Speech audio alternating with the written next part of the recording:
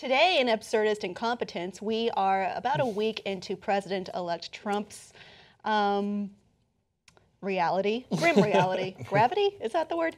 Anyway, he has allegedly requested top security access for his kids, which would in effect make them national security advisors.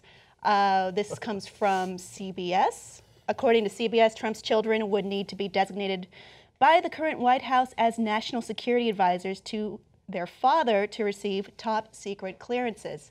Now, while nepotism may be okay at daddy's company, there are laws preventing this in the United States. People on Twitter are reacting unfavorably. Let's take a look. Of course, it's Twitter. When's the last time they reacted favorably to anything, to be fair? I love the idea of these kids being national security advisors. To what? Based on what? Yeah. Well, to be fair, they've gone hunting all across the world and killed endangered animals. Well, on Twitter, if we could look at graphic 2, one says, there is no reason why Trump's children should have special security clearance. None. This is not a family business. Correct. Someone else says, of course Ivanka Trump needs top security clearance. How else can Donald ask her, do these shoes go with this war? My favorite tweets were all about Tiffany.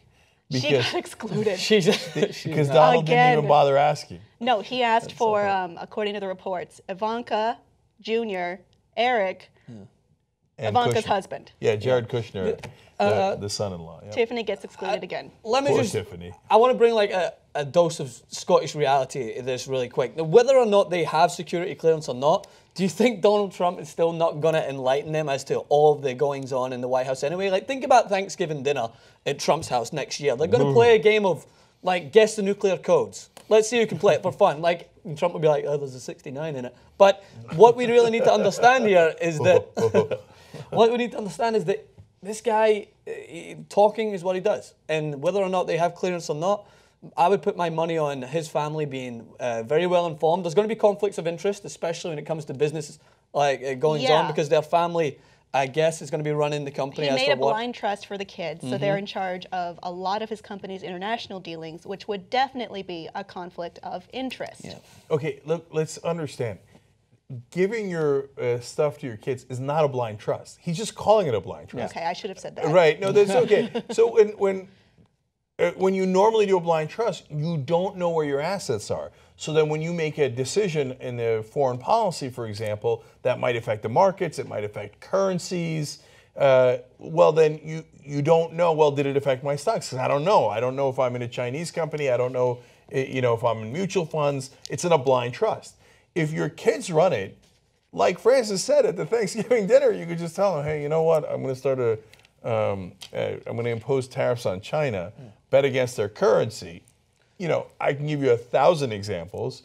And then all of a sudden they bet against the currency in the blind trust. And the other clear example, like I swear to God, I think I'm living in the upside down in Stranger Things, because this is just so obvious. This guy's relationship points that he has brought up in every single debate before the election was that his business relations is what made these foundations strong with other countries. So he understands the goings-on of businesses between China, between Russia, because he's done business with them in the past. So do you not think that those business relations are going to play a huge role in the decisions of the country? Of course they are. That's the whole reason that he trusts these companies to work with him and these countries to work with him, because he knows the goings-on of them. He's been working with them for years. That's how every single relationship he refers to was started. The Chinese are doing this. I do business with these guys. I know what they're up to. Well, of course, that sort of back and forth is going to play a huge part in the way that he deals with these countries in the future.